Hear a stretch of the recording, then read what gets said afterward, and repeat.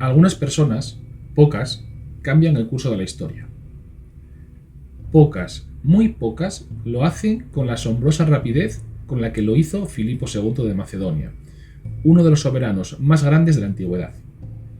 Se le conoce principalmente por ser el padre de Alejandro Magno, pero quizá la historia sería más justa si Alejandro Magno fuera famoso por ser el hijo de Filipo II.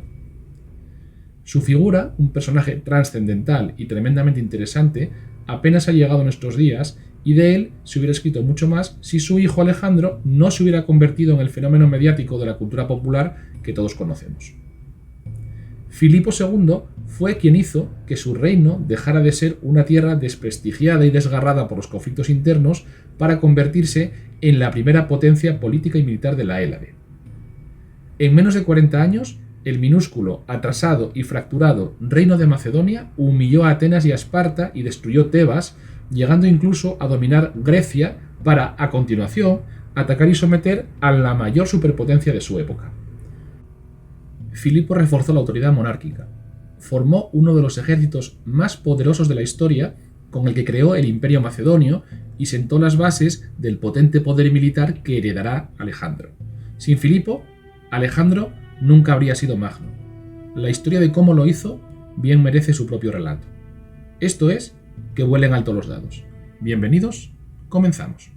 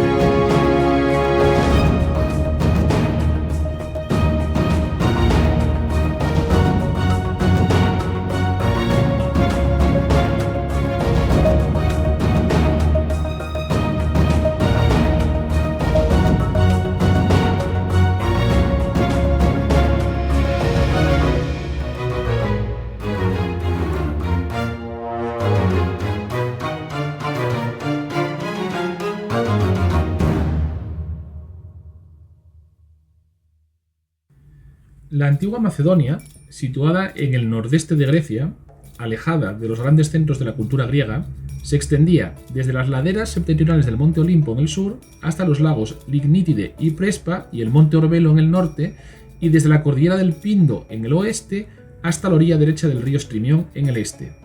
Sus 30.000 kilómetros cuadrados se dividían en tres grandes regiones: la Baja Macedonia, con sus ricas llanuras aluviales en la costa y los macizos del Bermión y del Olimpo; la Alta Macedonia, es decir, la zona montañosa del oeste; y las tierras situadas al este del río Axio. Era una tierra muy rica en recursos. Sus montañas tenían frondosos bosques repletos de pinos, robles, abetos y cedros, un auténtico filón de madera, el más rico que pudiera desear cualquier ciudad aspirante a controlar el mar. Y esto es así, dado que la madera y el alquitrán eran dos recursos estratégicos, pues de ellos dependía la construcción de barcos y de estos a su vez el control del mar. Estos bosques proporcionaban combustible y materiales de construcción en abundancia y eran un recurso de exportación muy valioso.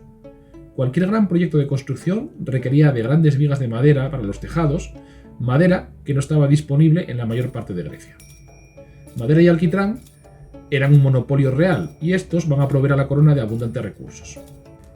Estos bosques, además, estaban también repletos de una rica fauna y así abundaban los osos, los lobos, los toros salvajes, incluso panteras, leopardos y leones. Sus extensas llanuras proveían al reino de abundante grano y de una gran variedad de pastos que alimentaba grandes rebaños de ovejas, cabras, vacas y también caballos. Grandes extensiones de esta tierra también eran propiedad del rey. En sus ríos caudalosos y en sus lagos abundaba la pesca. También abundaban el hierro, la piedra y el fino mármol. Las minas de la cadena montañosa del Pangeo rendían una gran cantidad de plata y oro y la población macedonia, asimismo, era tan numerosa que se prefería una relación amistosa con ellos a una hostil. Pero Macedonia no aprovechaba todos estos generosos recursos. Los macedonios constituían un grupo greco-hablante de pastores transhumantes que se movían desde los pastos de la Alta Macedonia a los pastos estivales de las llanuras litorales. Se suponían descendientes de un antepasado común, macedón, y de acuerdo a la tradición de los propios macedonios, recogida por Tucídides y por Heródoto, situaban en origen a sus ancestros en la Alta Macedonia, a ambos lados del Aliacmón. Desde allí, bajo la dirección de los reyes de la dinastía denominada Argéada o Teménida, a finales del siglo VIII o principios del siglo VII a.C., habían empezado a extenderse hacia la Baja Macedonia, expulsando progresivamente a sus antiguos habitantes. Se trataba de un territorio periférico para el mundo griego antiguo, que había sido colonizado por estos en algunos puntos, presentando así su costa multitud de colonias griegas cuya población procedía de los asentamientos de ciudades del sur de la península helénica. Los antiguos dudaban de que los macedonios fuesen griegos. Para muchos no eran más que bárbaros, aunque en este aspecto no debemos de menospreciar el poder de la propaganda anti-Macedonia al servicio de los atenienses, que estarán enfrentados a las ambiciones de Filipo II. Ciertamente, su aspecto y sus costumbres a finales del siglo VI y principios del siglo V a.C. eran ligeramente diferentes a los del resto del mundo griego. Para un griego procedente de Corinto, o de Tebas, o de la mismísima Atenas, los macedonios resultaban peculiares, ya que no vestían ni se comportaban como el resto de los griegos. Estaban gobernados por reyes, cuando el resto de Grecia ya se regía por otros sistemas de gobierno, a excepción, claro está, de Esparta con su diarquía, y para colmo, estos reyes eran tradicionalmente polígamos, costumbre que resultaba extraña y aberrante para el resto de los griegos. En el mundo griego, la poligamia era la marca del tirano y de los monarcas extranjeros, como el rey persa, que tendían a ser polígamos, algo que reforzaba la sensación de barbarie. Aunque no hay pruebas directas de poligamia entre los macedonios en general, sí se trató de una costumbre exclusiva de los reyes. Ciertamente no eran iguales que el resto de los griegos, pero ellos siempre se consideraron a sí mismos como tales, como griegos, como helenos. Y es que los macedonios hablaban un dialecto griego, adoraban a los mismos dioses del panteón olímpico y sus templos eran totalmente griegos, como el de Zeus en Dión. Precisamente, en Dión se celebraba el festival religioso más importante de los macedonios, de 9 días de duración, dedicado al Zeus del Monte Olimpo. Y desde el reinado de Alejandro I habían sido además admitidos en los Juegos Olímpicos, por lo que, para una parte de Grecia, los macedonios sí que eran considerados como griegos. Así pues, podríamos concluir que el ser macedonio era una forma muy particular de ser griego. La Casa Real Macedonia, la dinastía Argéada, contaba con un doble mito fundacional. El primero nos cuenta que Temeno, hijo de Heracles y mítico fundador de la ciudad de Argos, había tenido un hijo, Perdicas, que fundará la Casa Real Macedonia. En el segundo mito, Carano se agregó a la genealogía macedonia como hijo de Temeno. Ambas destacan la descendencia de los reyes macedonios del mismísimo Zeus, dotando a la monarquía de un áurea sagrada que legitimaba el poder y el papel de los reyes. Y dada esta naturaleza sagrada de la familia real, la aristocracia macedonia nunca cuestionó su derecho único a convertirse en reyes. A los antiguos les gustaban estas historias y se las inventaban alegremente cuando les resultaban convenientes. Quizá los argéadas provinieran de otro lugar, quizás un jefe de guerreros obligados a abandonar su patria o emigrantes en busca de oportunidades. Sea cual fuese su origen, solo un argeada podría ser rey de Macedonia, y esta norma se cumplió siempre hasta la extinción de la dinastía con el asesinato de Alejandro IV, el hijo de Alejandro el Magno, en el año 310 a.C. Así, dado su origen divino, el rey era el nexo de unión entre la comunidad étnica de los macedonios y los dioses, y en consecuencia ofrecía sacrificios en nombre de los macedonios y organizaba y dirigía las principales festividades religiosas. Así pues, aunque los argeadas eran especiales al ser los únicos poseedores del derecho a reinar, lo cierto es que este hecho no le garantizaba una gran estabilidad a Macedonia, ya que cualquier varón argeada podía aspirar al trono si una gran parte del pueblo lo apoyaba o cuando menos lo aceptaba. Como hemos indicado, los reyes macedonios eran polígamos por tradición, y como resultado de esto, a menudo había muchos reyes en potencia dispuestos a desafiar al rey de turno. Y la mayoría de los reyes macedonios tuvieron muertes violentas a manos de alguien muy cercano. Y aunque no había una ley que regulara la sucesión, a la muerte del rey, si su primogénito era ya adulto, se necesitaba un buen motivo para no elegirlo como nuevo rey, pero no era algo imposible, ya que podían elegir a sus hermanos o a otros miembros adultos de la dinastía. No existía el concepto de elección para los candidatos reales, simplemente un hombre se proclamaba rey y ya se vería si tenía el apoyo necesario y era capaz de sobrevivir con el tiempo. Todos los macedonios estaban obligados a reconocer el dominio del rey, pero en realidad el soberano solo ejercía su poder de manera efectiva sobre la Baja Macedonia y el este del río Axio. Los pueblos de la Alta Macedonia conservaban sus propios reyezuelos, que en teoría se llaman sometidos al rey agéada, pero que en la práctica se comportaban con bastante independencia. Si el poder real se debilitaba, estos dinastas tendían a ejercer como soberanos independientes, desarrollando sus propias políticas y estableciendo vínculos con sus vecinos ilirios del oeste del Pindo. Una vez que Macedonia se liberó del dominio persa, a lo largo de los siglos V y IV a.C., los reyes, en medio de periodos recurrentes de luchas dinásticas, trataron de controlar a los dinastas de la Alta Macedonia, de asegurar las fronteras de su reino frente a la periódica amenaza de otros pueblos balcánicos como los ilirios, los tracios, los dardanios, los epirotas o los peonios, y de limitar las apetencias de atenienses y calcídicos y de las presiones espartanas. La organización interna de Macedonia, especialmente en la época anterior a Filipo, es bastante mal conocida. El reino tenía su capital en Pela. Anteriormente la había tenido en la ciudad de Egas, que la traducción sería el lugar de las cabras, que permaneció con el cambio de capitalidad como centro religioso del reino y también como necrópolis real.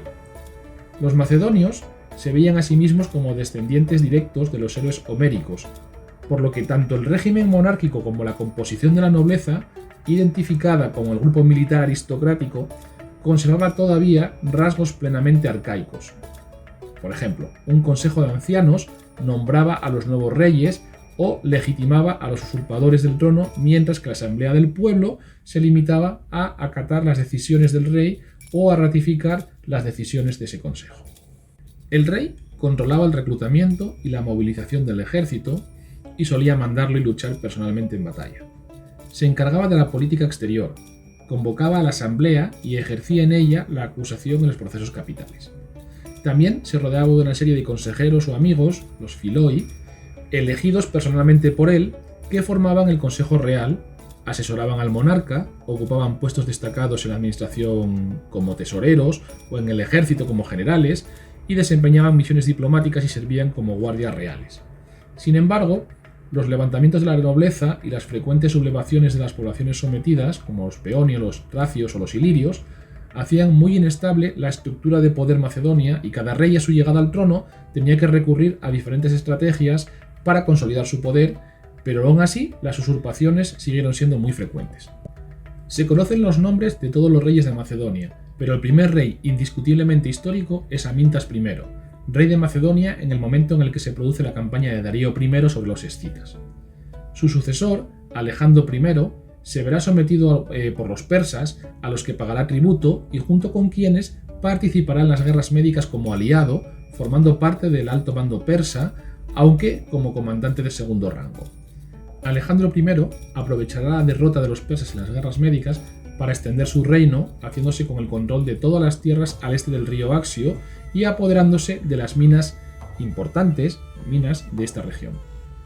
Alejandro I también afianzó sus vínculos con el resto de Grecia y consiguió participar en los Juegos Olímpicos. Tras la muerte de Alejandro I, el reino se sumió en un largo periodo de declive y debilidad que perduraría hasta la llegada al trono de Filipo II en octubre del 360 a.C. El sucesor de Alejandro I, Perdicas II, debió de enfrentarse al desorden interno, el independentismo de los dinastas de la Alta Macedonia y a las ambiciones de su propia familia, especialmente de su hermano Filipo, que había constituido su propio dominio en el valle del Axio.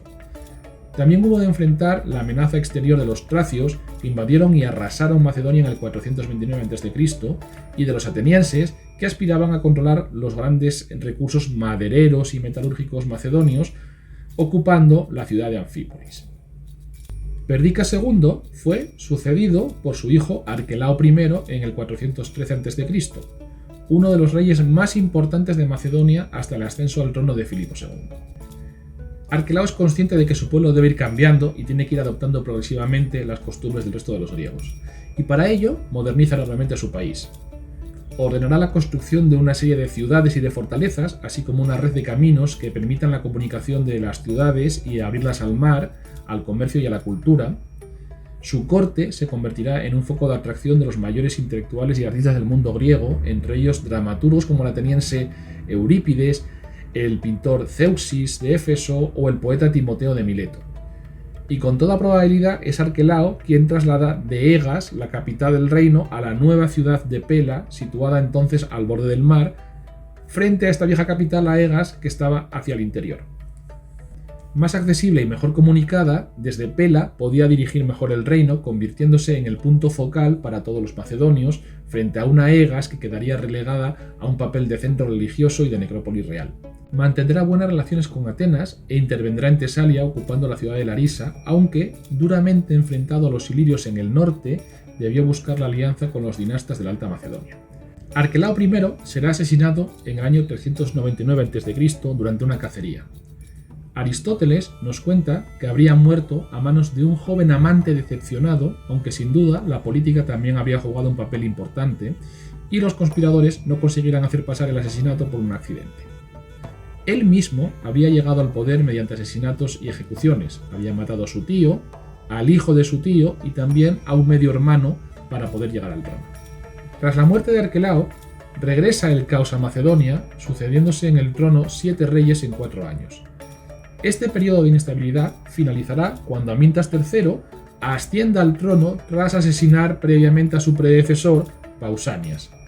Amintas III, bisnieto de Alejandro I, reinará durante 23 años, siempre presionado por los ilirios al norte, que ocuparon parte de la Alta Macedonia, llegando a saquear la propia Pela, y por la Confederación Calcídica al sur.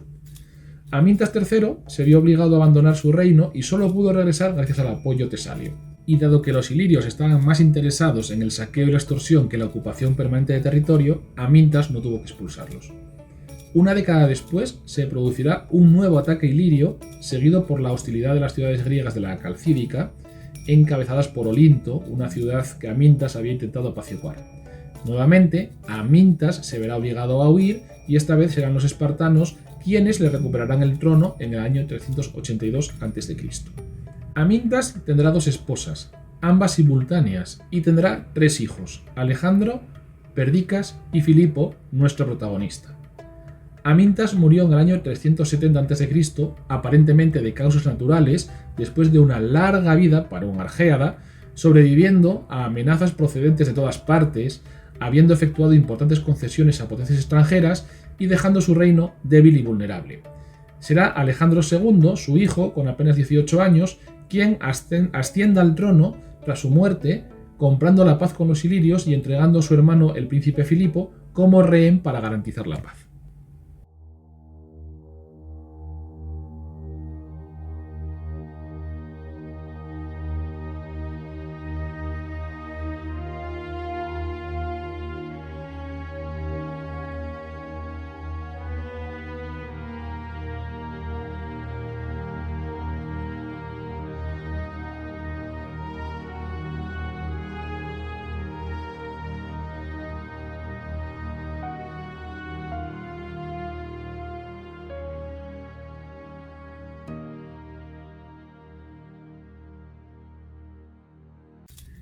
Eurídice, una de las esposas de Amyntas III, dio a luz a Filipo, el hijo más joven del rey, en el año 382 o 383 a.C.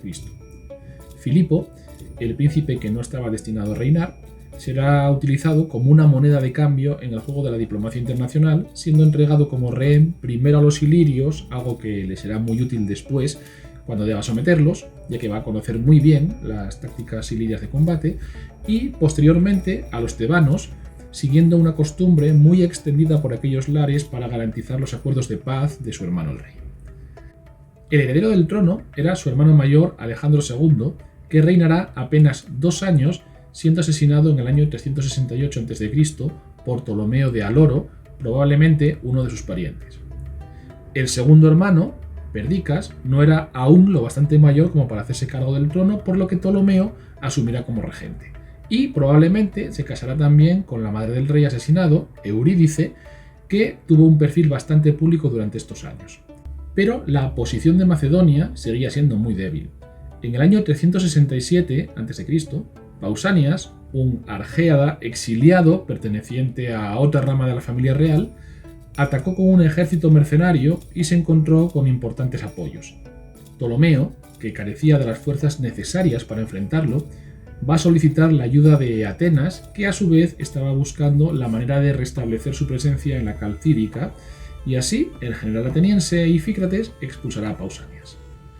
Ptolomeo, a su vez, será asesinado en el año 365 a.C. por el hermano de Alejandro y Filipo, Pérdicas, que ascenderá ahora al trono como Pérdicas III. El nuevo rey buscó la alianza con Tebas, la potencia hegemónica en la Grecia del momento, y como parte del acuerdo, Filipo regresa a casa. Filipo, que recordemos, estaba en ese momento como rehén en Tebas. Y Filipo ya nunca volvería a estar en manos de enemigos ni de ninguna otra potencia extranjera. La irresistible personalidad de Filipo II se va a forjar en los 3 años de su adolescencia, de los 14 a los 17, que pasó como rehén en Tebas.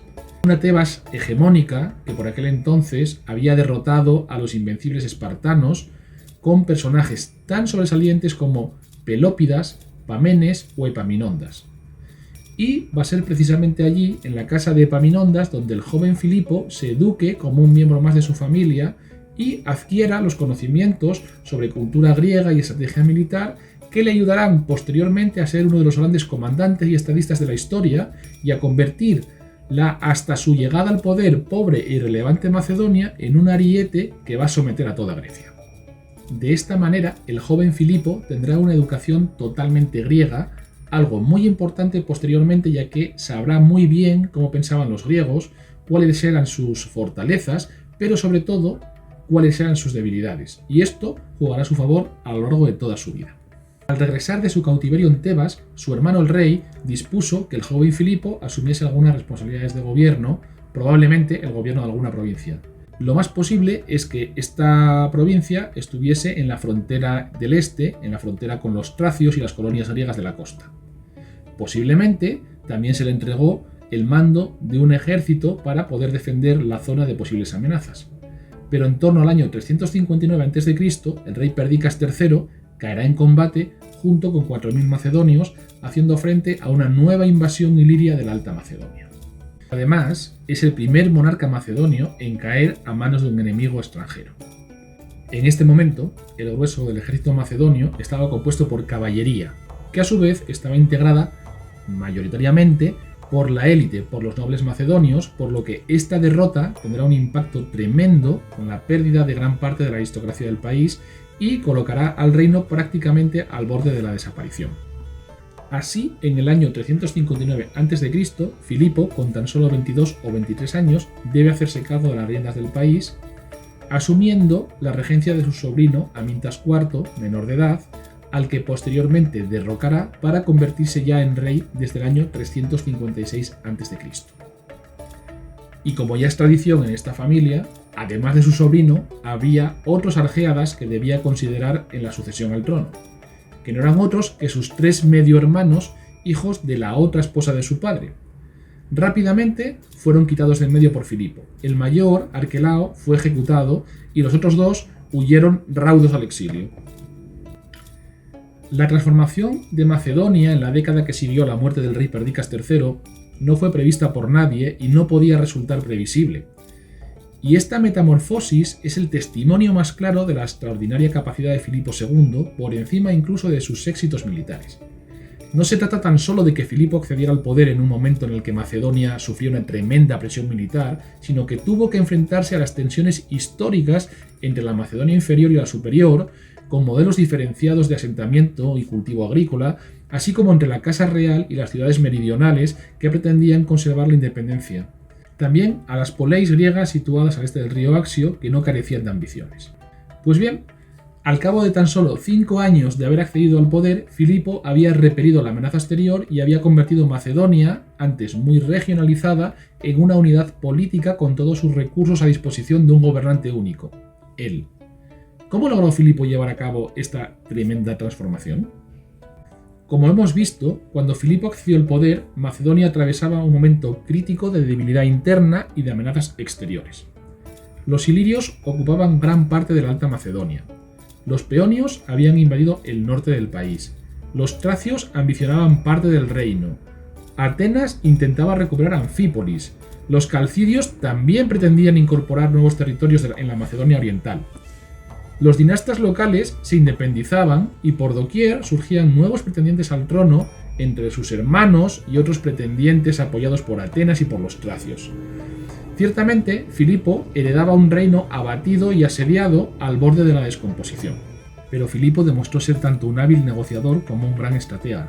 Así, compró la retirada de los peonios y la alianza de los tracios y retiró su guarnición de Anfípolis para evitar conflictos con los atenienses, lo que le dio el tiempo suficiente para acabar con todos los pretendientes al trono y reconstruir y reformar un ejército desmoralizado por las derrotas hasta convertirlo en el mejor ejército de la época. Su primera prueba sería la invasión de Peonia, sometiendo toda la región. A continuación, marchará contra los ilirios, los derrotará y los expulsará de Macedonia. Para sellar la paz, Filipo se casará con Eurídice, nieta del rey ilirio Bardilis. Seguidamente, unificará efectivamente el reino, integrando los territorios de la Alta Macedonia y aboliendo sus monarquías locales. Para conseguir este fin, la tarea principal de Filipo consistió en reconocer las ambiciones de todos al ampliar el cuerpo de los compañeros, una suerte de consejeros que además acompañaban al rey en los combates como jinetes. Estos dinastas serán ahora incluidos entre los amigos y consejeros del rey, quedando convertidos así en una nobleza cortesana. Filipo se había asegurado de esta forma que su ambición tuviera como meta prioritaria la incorporación a este grupo al ofrecer a sus compañeros una cierta igualdad reflejada en una combinación de favores recíprocos y obediencia al rey. Así, el que ingresaba en el cuerpo de compañeros adquiría una posición que demostraba su mérito personal y le permitía ejercer cierta influencia. Pero no existía ningún consejo formal ni ninguna institución semejante y el número de compañeros garantizaba que la relación entre la sugerencia informal de estos y la decisión finalmente tomada por el rey nunca necesitara de más clarificaciones. Para consolidar este proceso, Filipo creó la escuela de pajes, donde todos los jóvenes macedonios de linajes nobles se educaban junto con el príncipe heredero. Los pajes eran los asistentes personales del rey que compartían su mesa, le custodiaban y combatían a su lado. Algunos también compartían su cama. Esta educación reforzaba la fidelidad al rey y creaba el círculo de amigos íntimos y compañeros del futuro soberano. Y de paso, pasaban a ser también rehenes que aseguraban la fidelidad de sus padres. Además, otorgó a los habitantes de la Alta Macedonia los mismos derechos y privilegios existentes en el antiguo reino. Fundó en la región varias ciudades y alentó a la población a asentarse en ellas. Las fronteras de Macedonia quedaron así no solo restauradas, sino también aseguradas. También dividió el reino en distritos administrativos y de leva militar que habrían de perdurar hasta la época romana.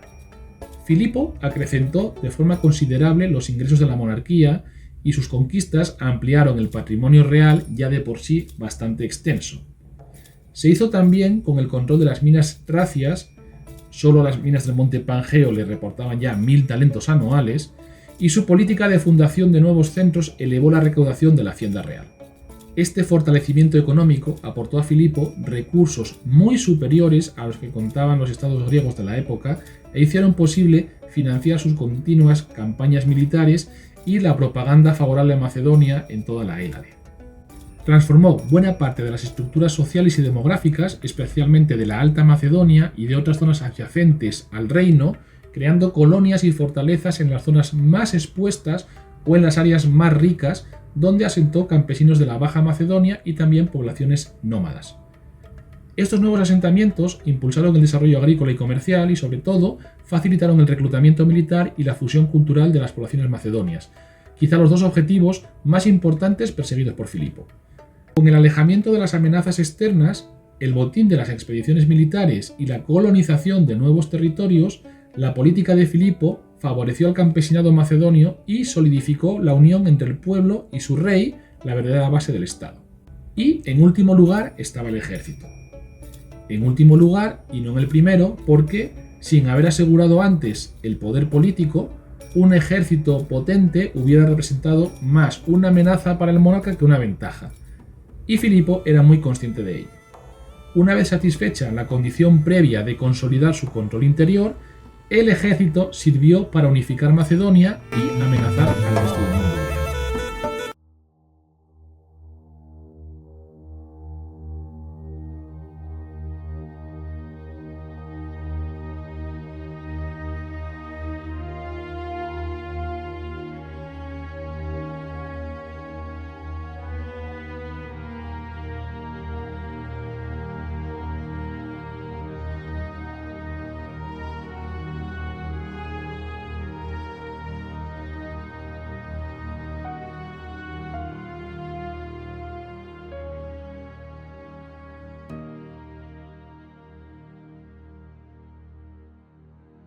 Filipo no solo era un astuto político y un gran estadista, también era un brillante general.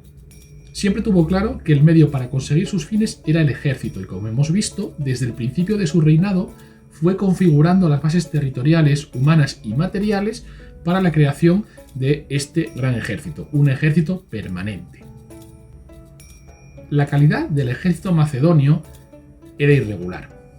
Durante más de un siglo, Macedonia había disfrutado de la reputación de tener unos muy buenos jinetes, pero en contraste su infantería era vista con desprecio al estar pobremente armada y formada por plebes sin cualificar. Arquelao I había intentado solucionar esto dándoles un equipamiento estándar a cargo del Estado, pero la iniciativa no prosperó. Alejandro II, hermano de Filipo, organizó su infantería en una falange cerrada del tipo plítico, pero sufrió demasiadas derrotas y fue asesinado demasiado pronto como para que supusiera una mejora duradera. Los 4.000 soldados que se habían perdido con el rey Perdicas representaban una tercera parte del ejército real macedonio y los supervivientes estaban comprensiblemente desmoralizados. Diodoro Sículo nos cuenta que Filipo comenzó por hablar uniendo a los macedonios en una serie de asambleas, exhortándolos con elocuentes discursos a que fuesen hombres. Fue cortés y pretendía ganarse a las multitudes mediante regalos y promesas. Incluso los enemigos de Filipo admitían que el rey era cautivador y carismático, y esta fue una muestra temprana de la fuerza de su personalidad. Incrementó notablemente el tamaño del ejército. En el transcurso de su reinado, los infantes se multiplicaron por 3, pasando de 10.000 a 30.000, y los jinetes por más de 6, de 600 a 4.000.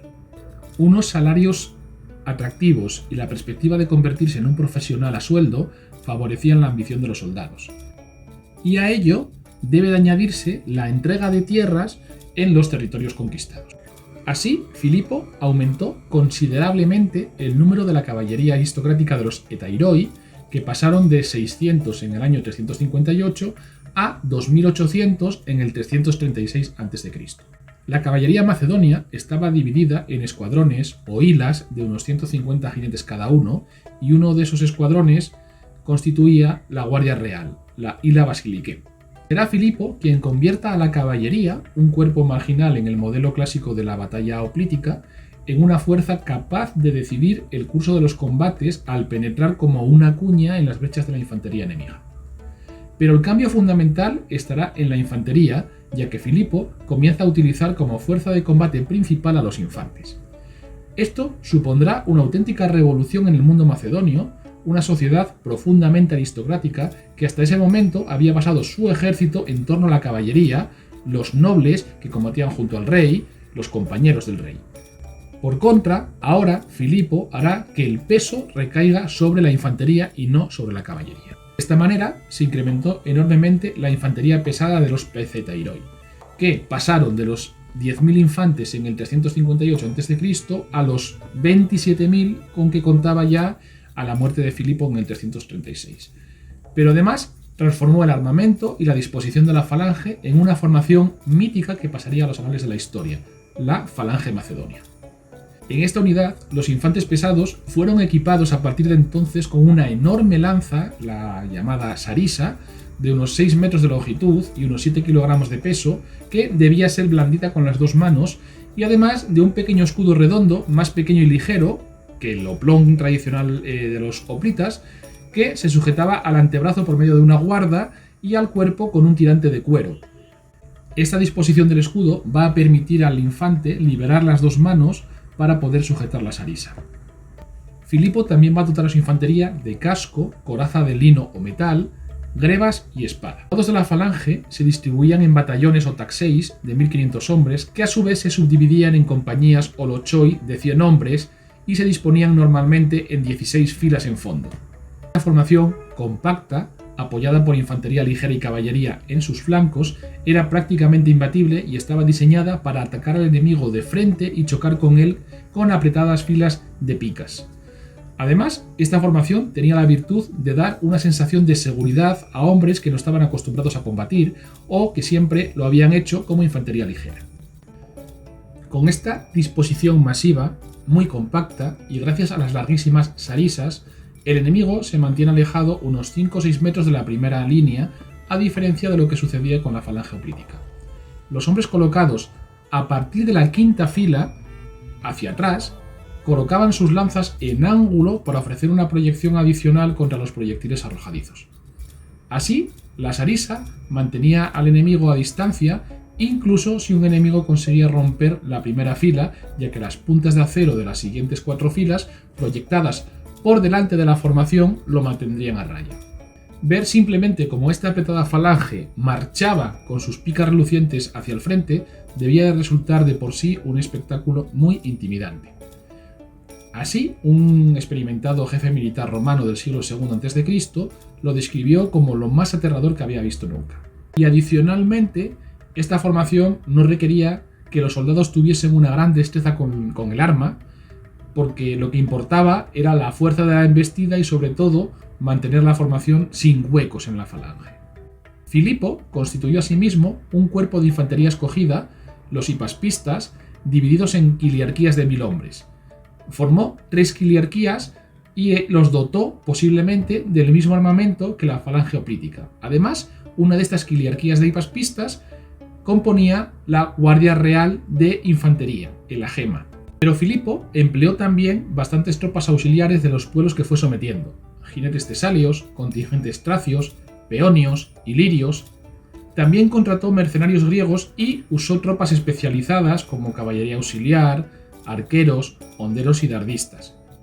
Y también empleó en su ejército grupos de artillería y de asedio. La infantería macedonia, armada y equipada por el rey, suponía una excepción en el contexto del mundo griego. En las ciudades-estado, cada ciudadano debía costearse sus armas y su equipo militar, por lo que únicamente podían combatir aquellos ciudadanos que contaban con los recursos para poder pagar el costoso armamento hoplítico. El resto se debían conformar con combatir como infantería ligera, que eran tropas poco especializadas empleadas fundamentalmente en escaramuzas y para hostigar al enemigo principalmente. Hasta Filipo, los macedonios de a pie combatían como infantería ligera. Lógicamente, y esto es una constante a lo largo de la historia, siempre ha habido mucha más gente con escasos recursos que gente acomodada. Y ahora, equipados y armados por el rey, Filipo los tenía a su disposición como una enorme reserva de tropas con las que poder configurar su gran ejército. Estas innovaciones materiales y tácticas fueron posibles solo gracias a la creación de un ejército especialmente profesional y entrenado con todo rigor. Filipo siempre estaba al frente de sus tropas sin rehuir nunca los peligros que se le presentaban, aún a riesgo de perder su vida. Su valentía tuvo un alto coste físico, acumulando sobre su cuerpo las huellas de las distintas batallas que lideró. Perdió un ojo en el asedio de Metone al ser alcanzado por una flecha o un proyectil de catapulta. Los historiadores no se ponen de acuerdo sobre la procedencia del proyectil. Durante un motín de sus mercenarios, sufrió la rotura de una clavícula, un golpe de lanza en una batalla contra los ilirios casi acaba con una de sus manos y además padeció una grave lesión en una pierna que le produjo una cojera permanente. No obstante, en todo momento permaneció impasible ante las calamidades. Según relatan los historiadores de la época, ofrecía a la fortuna la parte que prefiriese de su cuerpo siempre que le dejase vivir gloriosamente con el resto.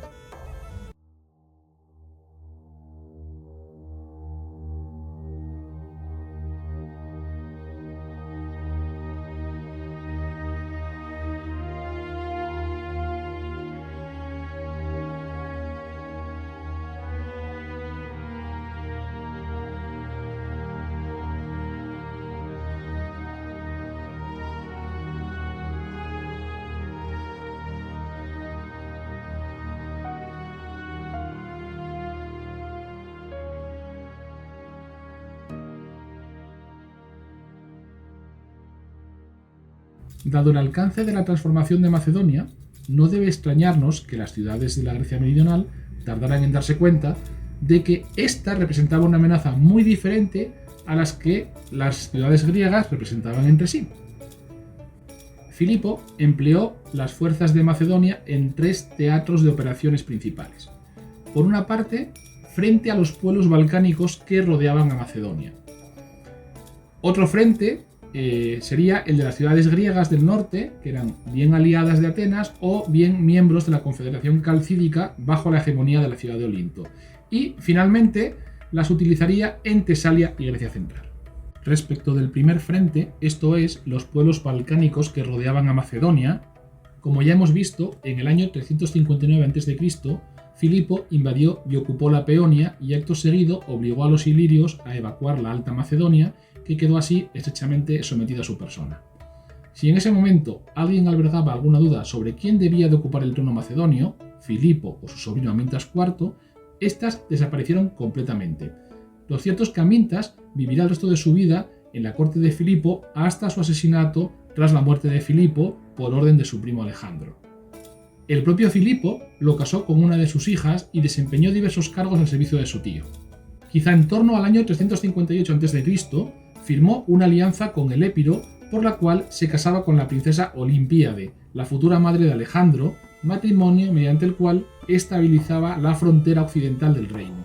Como dote, Olímpiade aportaba la Tinfea, que amplió el sudoeste del reino macedonio. Filipo dio mucha importancia a su política matrimonial. Recordemos que los reyes macedonios eran polígamos por tradición y Filipo se casó, al menos que sepamos, 7 veces y tuvo 5 hijos que llegaran a la edad adulta. Y también tendrá muchas aventuras románticas, tanto con hombres como con mujeres, y es que muchos reyes y aristócratas macedonios tomaban amantes de ambos sexos. Sus matrimonios siempre fueron de carácter político, ya que con cada matrimonio afianzaba una alianza, con los ilirios, con la Alta Macedonia, con Tesalia, con el Épiro, con los tracios, etc. Filipo tuvo varios hijos y, curiosamente, Alejandro, el que luego sería conocido como el Magno, no será su hijo varón mayor, sino que este será Arrideo. Arrideo tenía un problema, no está muy claro de qué tipo, si físico o mental, motivo por el cual desde muy temprano quedó descartado de la línea sucesoria.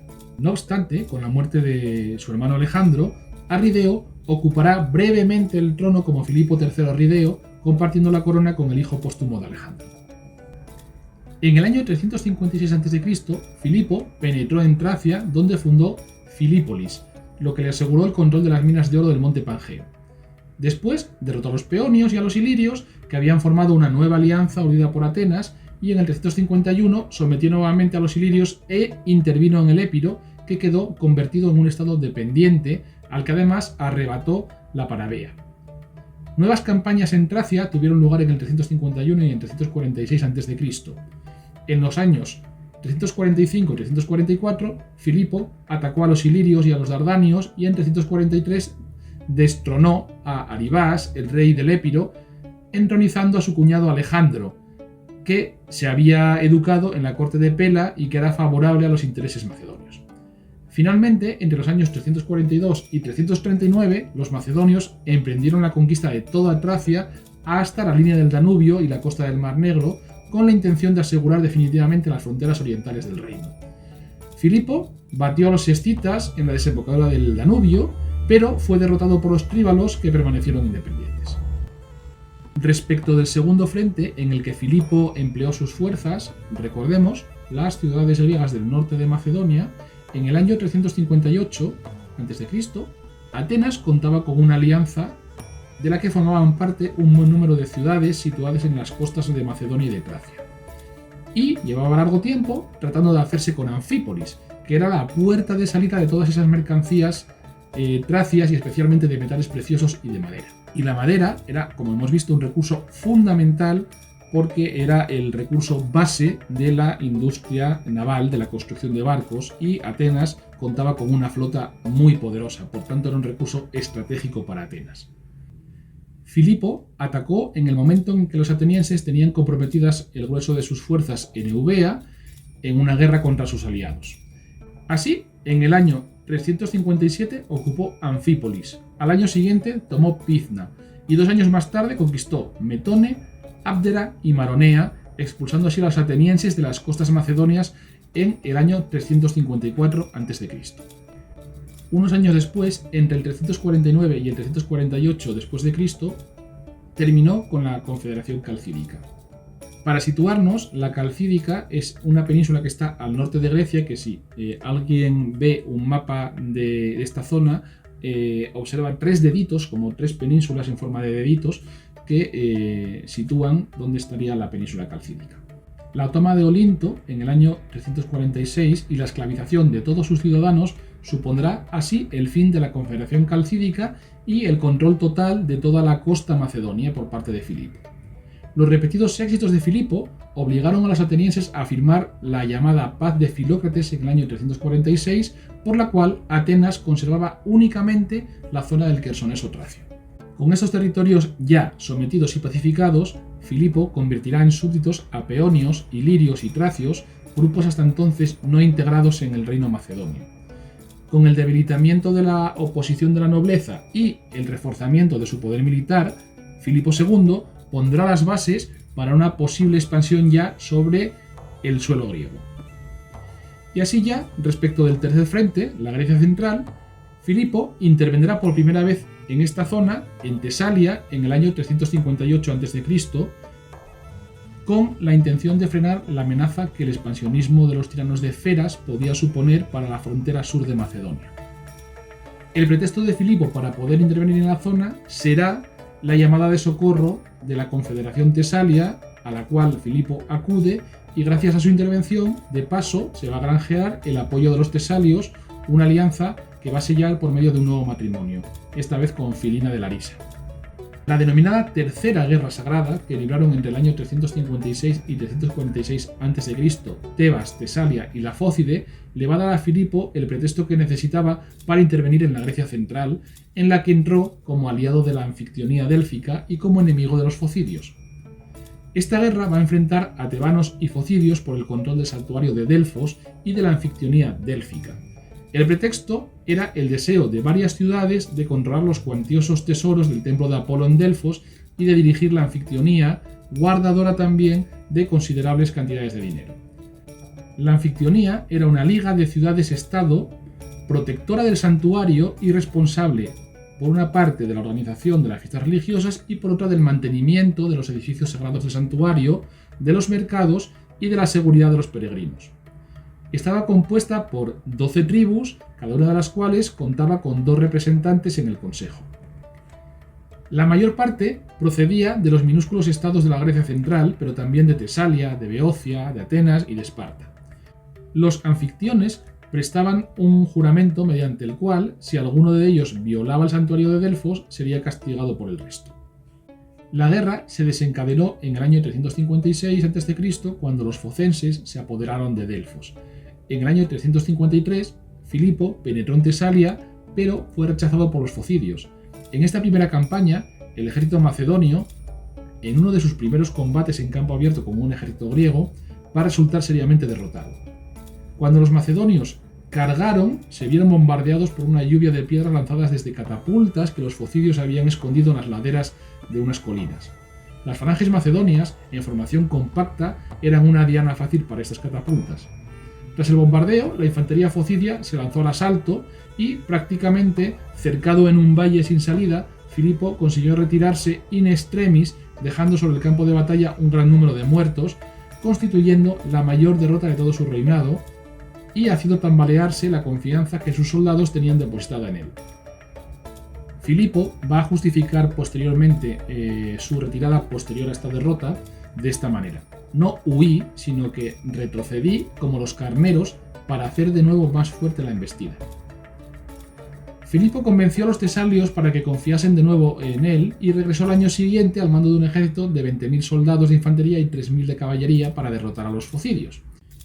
El nuevo enfrentamiento se va a producir en la batalla del campo de Azafrán, donde sus tropas envolvieron por los flancos a los focidios, que hubieron de lamentar la pérdida de 6.000 hombres y 3.000 prisioneros, que serían posteriormente ahogados como ladrones del templo.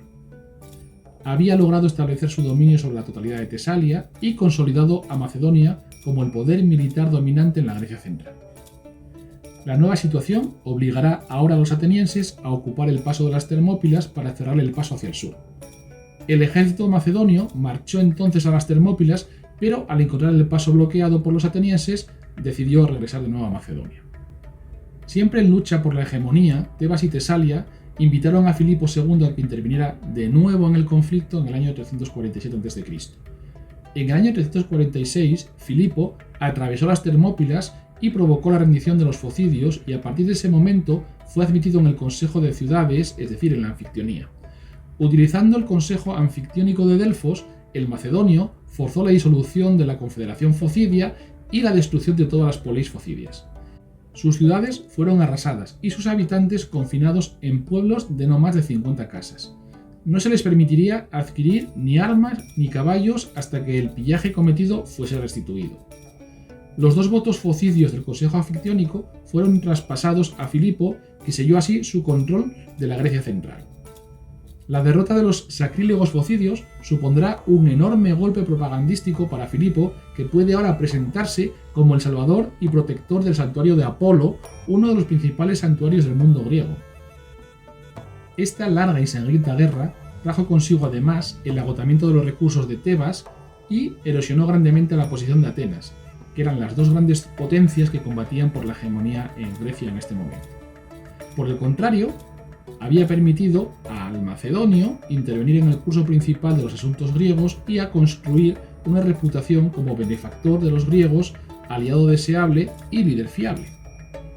Para Filipo, la victoria también trajo consigo su elección como arconte de la Confederación Tesalia, una posición única para un extranjero en una confederación griega que le va a permitir vincular a Tesalia con los reyes macedonios durante siglo y medio. Nuevamente, un matrimonio le va a ayudar a reforzar esta posición, casándose con Nicesípolis, sobrina de Jasón, antiguo tirano de Feras. Será pues Filipo quien pondrá fin a la guerra sagrada, algo que no habían conseguido ni tesalios ni tebanos, y algo que Atenas no pudo evitar.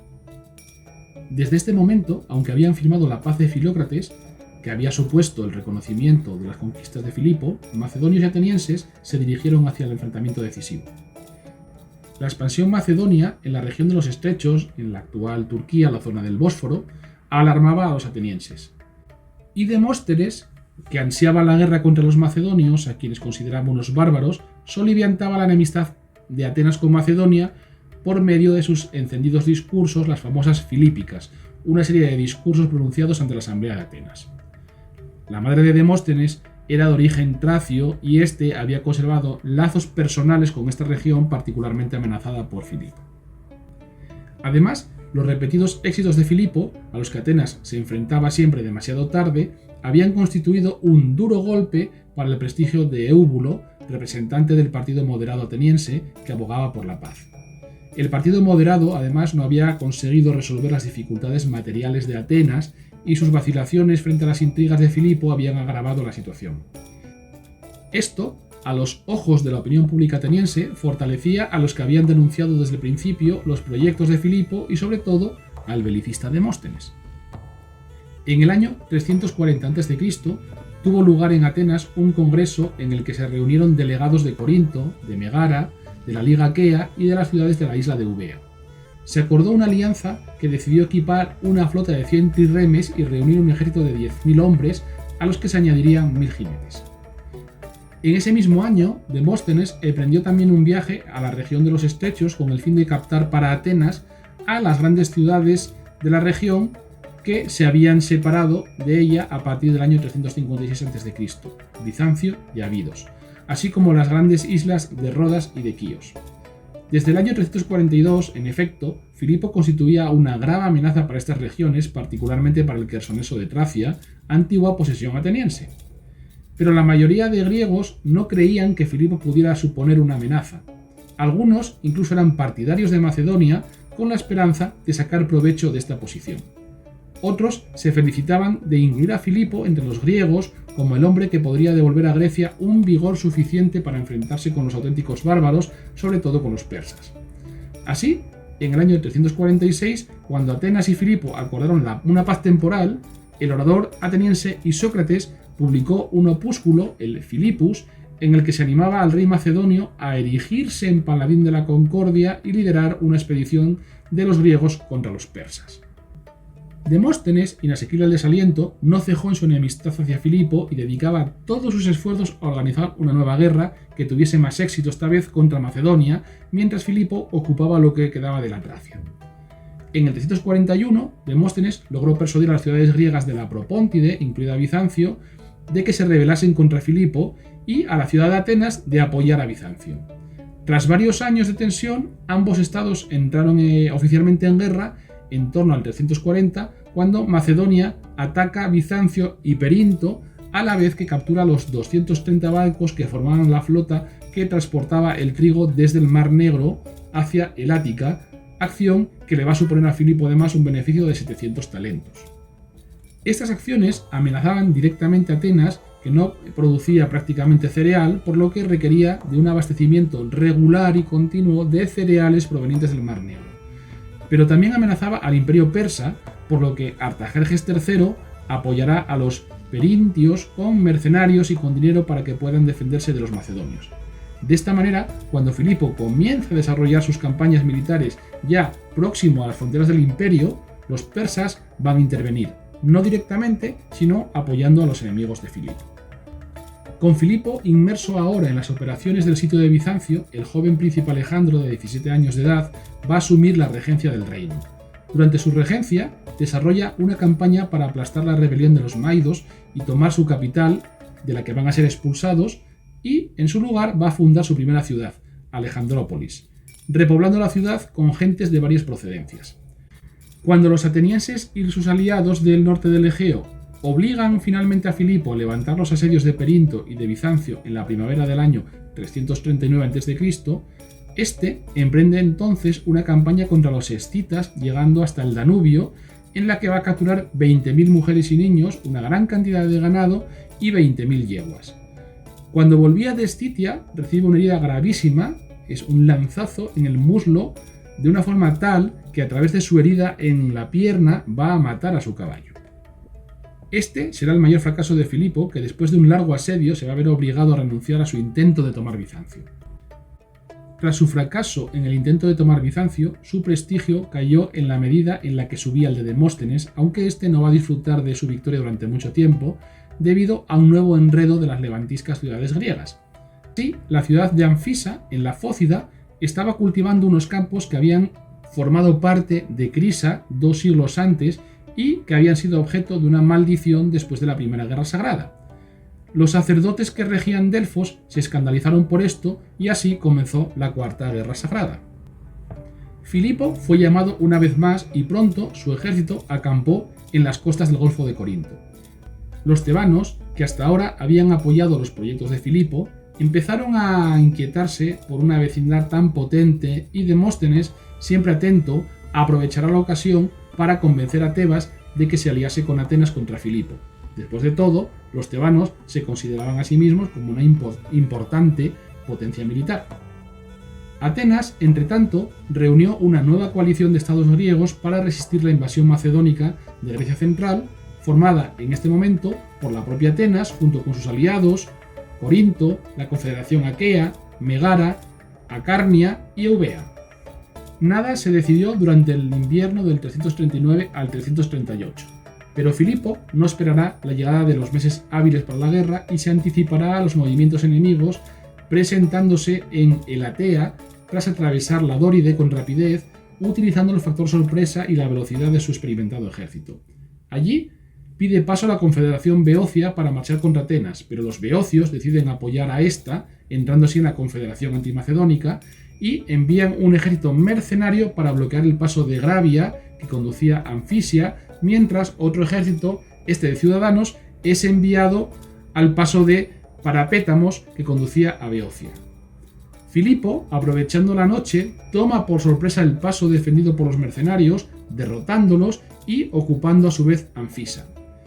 Los aliados deciden entonces retroceder y concentrar sus fuerzas en la llanura de Queronea, punto fuerte y bien defendido en el norte de Beocia.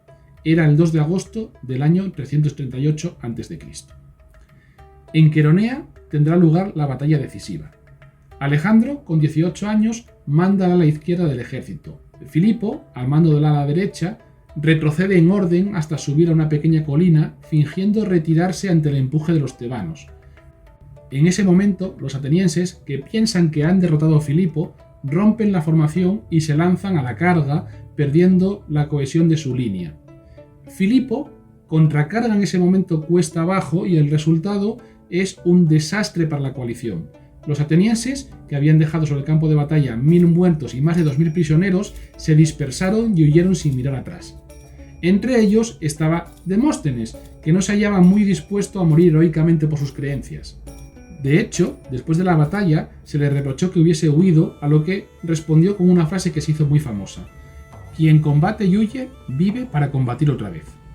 Gracias al hueco dejado por los atenienses, la caballería macedonia, bajo las órdenes de Alejandro, puede flanquear ahora a los tebanos, logrando una victoria decisiva y causando un gran número de bajas al enemigo.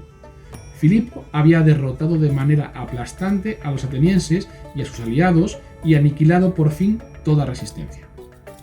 Y Demóstenes, por contra, no había demostrado tanto valor en el combate como lo había manifestado en sus encendidos discursos. Cuando su sobrino Demócrates encargó al escultor Polieutos una estatua en bronce de su famoso tío, que se ha perdido pero de la que tenemos una copia en mármol en el Vaticano, se grabó al pie de la estatua la siguiente inscripción: "Si tu fuerza, oh Demóstenes, hubiera igualado a tu genio, el Marte de Macedonia no hubiera sometido jamás a los griegos". Los tebanos lucharon en Queronea de una forma más honorable que los atenienses. El batallón sagrado se desangró contra la falange macedonia, pero no huyó, manteniéndose firme y pereciendo en el combate todos sus soldados, como los espartanos en las Termópilas, con el rostro frente al enemigo. Filipo permitió que se les diera sepultura a los cuerpos sin vida de los integrantes del batallón, y en el lugar donde dicha formación militar cayó en combate, en su honor se erigió una estatua de mármol llamada el León de Queronea. Gracias a ellos, para Tebas fue una derrota, pero no un deshonor. Este fue el fin de la hegemonía tebana y el comienzo de la Macedonia, que iba a perdurar por más de un siglo. Tras la batalla, Filipo enviará a Atenas a Antípatro, su mano derecha, y con él a su hijo Alejandro, con los muertos atenienses y los prisioneros hechos en la batalla, sin pedir por ellos rescate alguno, porque Filipo en este momento quiere ya la paz, una paz de una vez por todas. En este momento, derrotada y sin tropas que oponer al macedonio, Filipo podría haber arrasado tranquilamente la ciudad y sin embargo le ofrece una paz honrosa. Y para celebrar su victoria, Filipo manda erigir un gran monumento en Delfos, en el corazón mismo del mundo griego, al lado del templo de Hera, el Filipeo, en la que colocará las estatuas de la familia real macedonia. Por un lado, Filipo, Alejandro y junto a ellos Amintas III, padre de Filipo, todos ellos en estatuas crisolefantinas, es decir, en marfil y oro, obra del escultor Leócrates. Esta es la sucesión dinástica macedonia. Por otro lado, también sitúa las imágenes de Olimpia, madre de Alejandro, y de Eurídice, la propia madre de Filipo. Y a pesar de que ahora toda Grecia está ya sometida al macedonio, Filipo fue sorprendentemente indulgente no solo con Atenas, sino con Tebas y con el resto de Grecia. ¿Por qué? Porque necesitaba aliados para su próxima campaña contra Persia. Así pues, en la primavera del año 337, todos los estados griegos, salvo los lacedemonios, fueron convocados en Corinto por Filipo para sumarse a un acuerdo de paz general y establecer una alianza militar, la llamada Liga de Corinto. La paz de Demades fue ratificada y Atenas debió de aceptar la pérdida del Quersoneso, la disolución de la Confederación y la adhesión a la Liga de Corinto. Pero Filipo es consciente de que mantener la paz en abstracto en una sociedad tan belicosa como la griega no sería algo duradero y por tanto necesitaría un enemigo común que aglutine a todos los griegos. Y así, la primera decisión que hubo de afrontar el concilio, a iniciativa de Filipo, fue la de organizar una nueva expedición contra Persia con el pretexto de vengar la invasión que 150 años atrás habían efectuado los persas sobre Grecia. No parece que esto fuese algo que Filipo hubiese pensado antes y seguramente la intervención de Artajerjes III en la campaña de Perinto le hace ver la peligrosidad de los persas. Visto en retrospectiva, no deja resultar un tanto cínico que un rey macedonio organizase y encabezase una expedición de castigo contra Persia cuando precisamente es un antepasado suyo, el rey Alejandro I, quien había formado parte del ejército persa que marchó contra los griegos. Y esta circunstancia, a buen seguro, tampoco pasó desapercibida para sus contemporáneos. Desde este momento, la preparación de la expedición contra Persia será su gran proyecto y ocupará gran parte de su tiempo y de sus recursos. La sacerdotisa Pítica de Delfos había predicho: adornado está el toro, todo está hecho, también está aquel que lo golpeará. Y Filipo no tenía ninguna duda de que el rey persa era el toro y él era aquel que lo iba a golpear. Así, en la primavera del año 336 a.C., un cuerpo expedicionario, bajo el mando del general macedonio Parmenio, cruza el Helesponto y establece una cabeza de puente en Asia Menor. La respuesta persa fue lenta y torpe, ya que ninguno de los sátrapas de la zona contaba con un ejército importante a su disposición, por lo que las ciudades griegas de la región rápidamente se unieron a los invasores, ya que tampoco podían enfrentarse a ellos. En Éfeso, un nuevo régimen democrático se hizo con el poder y erigió una estatua de Filipo dentro del recinto del gran templo de Artemisa. El comienzo de la expedición no podía salir mejor. Pero la campaña contra Persia no coronó la extraordinaria carrera de Filipo, sino que fue la carrera completa de su hijo Alejandro, por entonces un joven príncipe de 20 años. El propio rey debía seguir a Parmenio ese mismo año, pero fue asesinado en Pela en octubre de aquel año, en el transcurso de las ceremonias nupciales entre su hija Cleopatra y Alejandro el Moloso.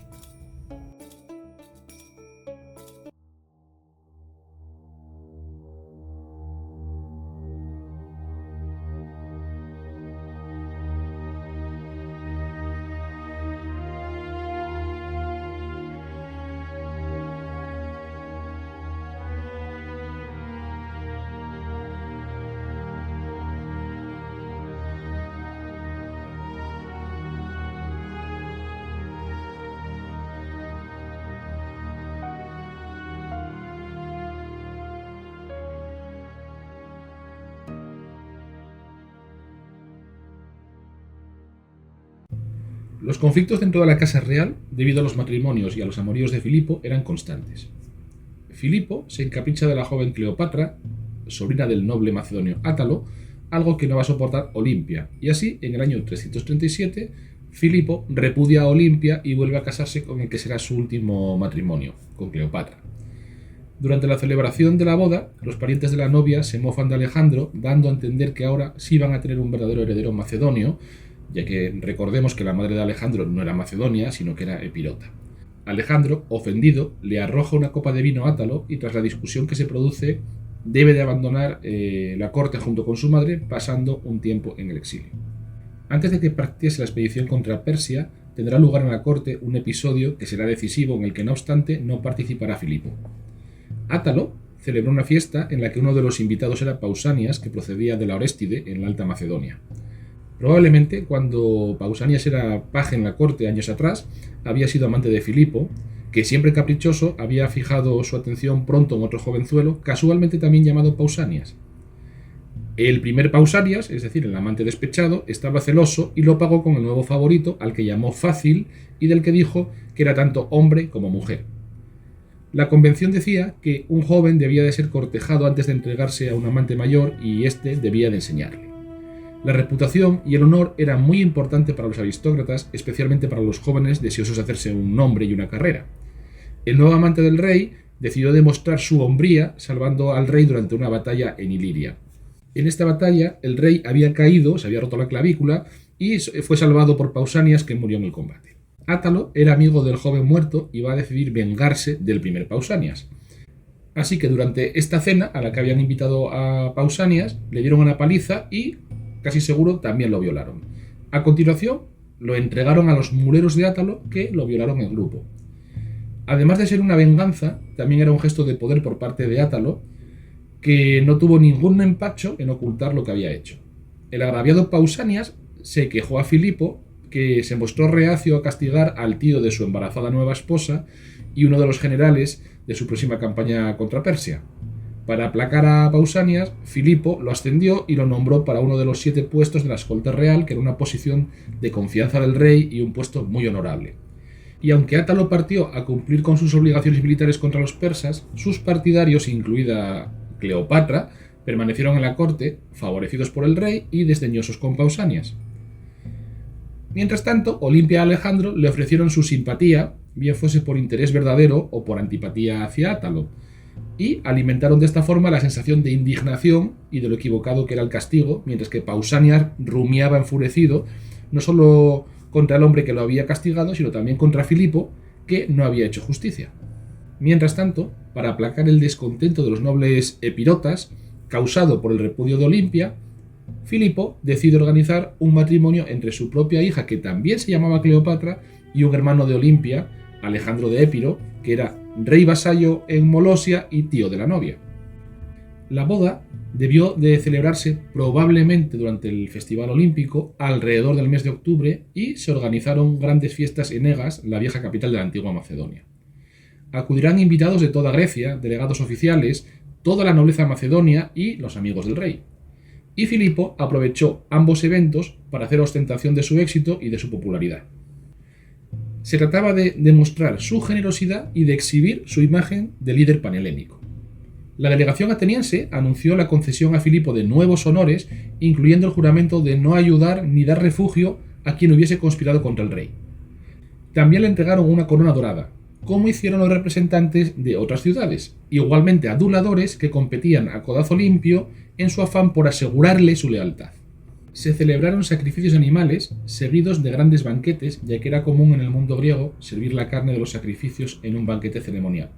Y un actor muy popular entretuvo a los invitados con una selección de obras. Al día siguiente tuvo lugar el comienzo del festival propiamente dicho, en el que se celebrarían competiciones de artistas de teatro, por lo que la multitud se reunió ya antes del amanecer para ocupar sus asientos. Desde el amanecer avanzaban en procesión solemne las estatuas de los 12 dioses olímpicos, sentados en tronos lujosos muy adornados, que debían ser testigos y aprobasen esta expresión de tan alta cultura griega. Una estatua hacía el número 13, que era la efigie del propio Filipo, pero no para reivindicar un estatus divino, sino para mostrar que contaba con el favor de los dioses. La culminación de la procesión fue la llegada de Filipo en persona, quien lo había organizado todo con gran cuidado para ser él precisamente el último en aparecer. No llegó a caballo ni rodeado de apretadas filas de guardias y cortesanos. Solo los 7 guardias reales, Pausanias entre ellos, permanecieron a su lado. Finalmente, en el momento preciso, Filipo entró en el teatro con Alejandro, su hijo, a un lado y con Alejandro de Épiro, su yerno, al otro. Filipo se detuvo y los 2 jóvenes se adelantaron hasta sus asientos. Filipo II, rey de Macedonia, arconte de Tesalia y hegemón de los griegos, se erguía solo, majestuoso, de un blanco resplandeciente, disfrutando de los vítores de la multitud. Nunca se habían reunido los representantes de tantas ciudades griegas para agasajar un solo hombre. Solo Filipo lo había conseguido. Filipo, que había convertido a la pueblerina Macedonia en una gran potencia. Entonces, Pausanias salió de la formación de escoltas y corrió hacia la solitaria figura de Filipo, que no tuvo tiempo para reaccionar. Pausanias soltó la jabalina y sacó un puñal que llevaba oculto bajo la capa. Golpeó al rey una vez, apuñalándolo en las costillas. Antes de que nadie pudiese reaccionar, Filipo cayó y murió en cuestión de segundos. Murió allí mismo, a los 46 años de edad, habiendo reinado brillantemente durante 25 años.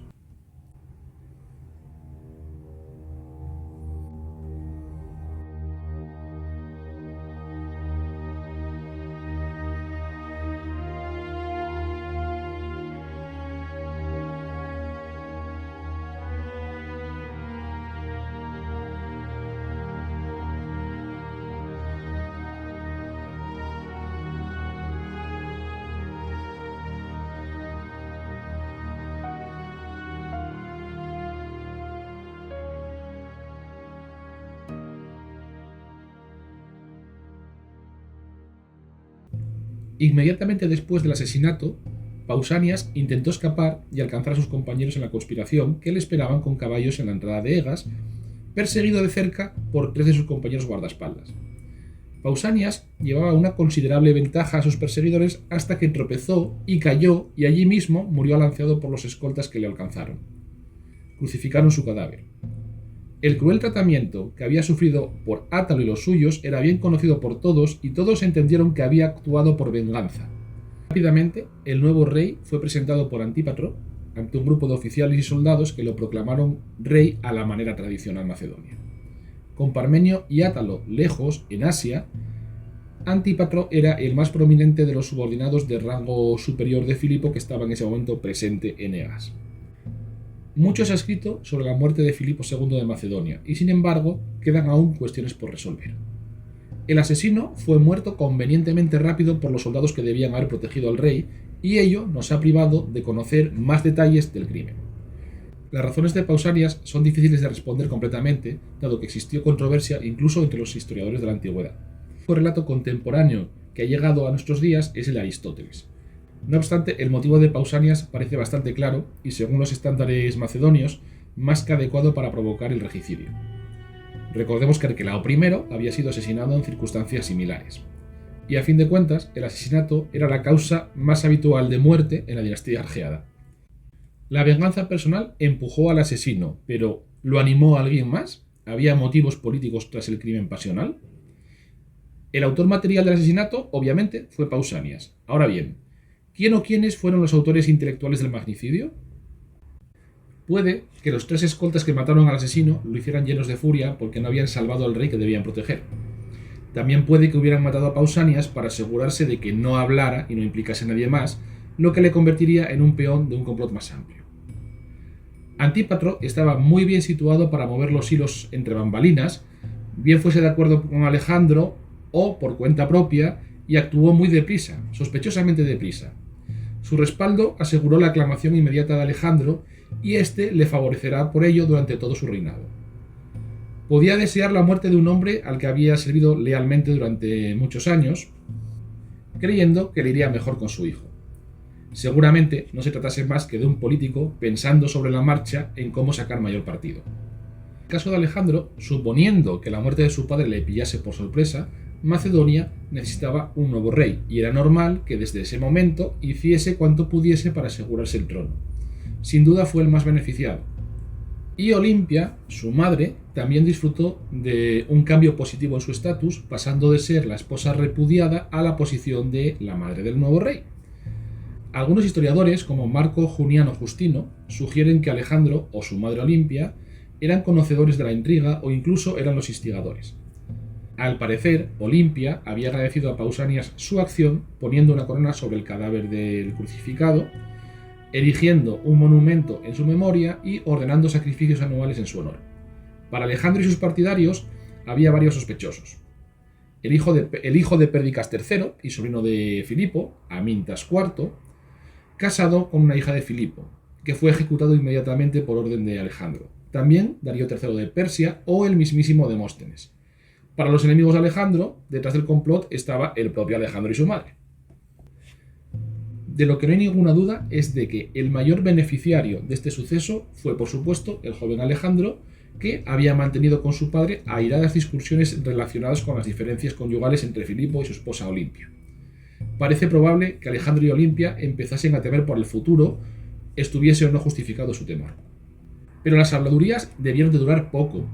Ante el cadáver de su padre, Alejandro fue reconocido como rey y cualquier acusación de asesinato en su contra suponía ahora enfrentarse al nuevo soberano. El rey había muerto y Macedonia tenía un nuevo rey. Pero como hemos visto, en la casa Argeada la sucesión raramente era fácil o quedaba sin contestar.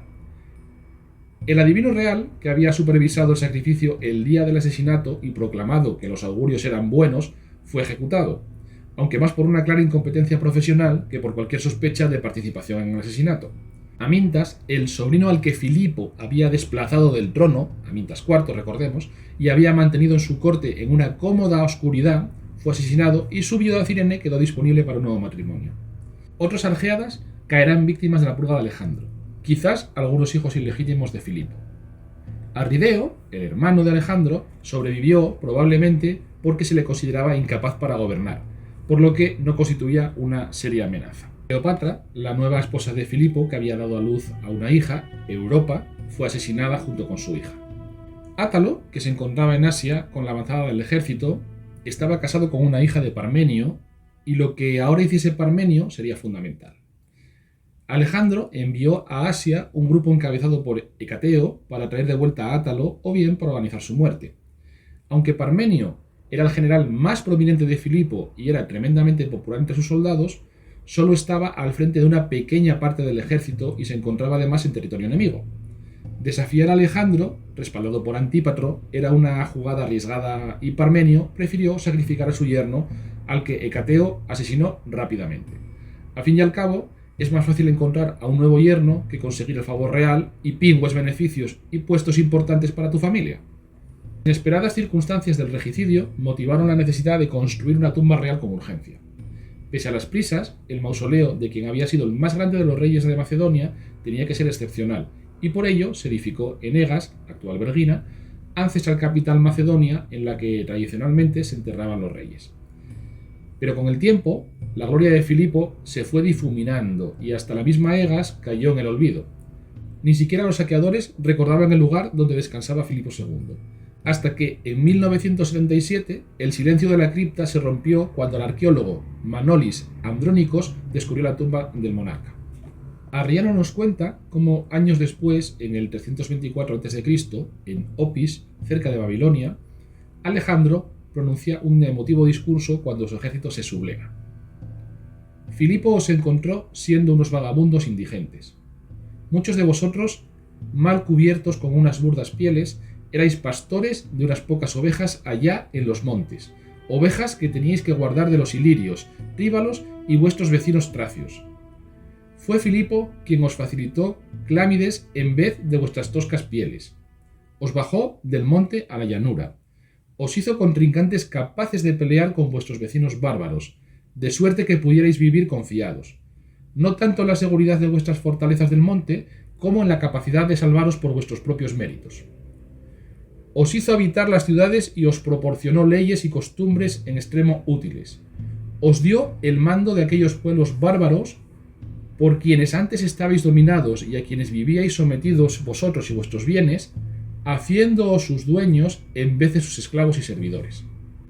El éxito de Filipo sorprendió a todo el mundo, quizá incluso al mismo Filipo. La escala de su éxito no tenía precedentes y solo en un mapa se puede percibir la abrumadora escala de sus conquistas. Del reino que recibió en el 359-360 a.C. a la Macedonia que heredará Alejandro en el 336 a.C. Aunque el imperio que creó Filipo y amplió Alejandro no sobrevivirá a sus fundadores.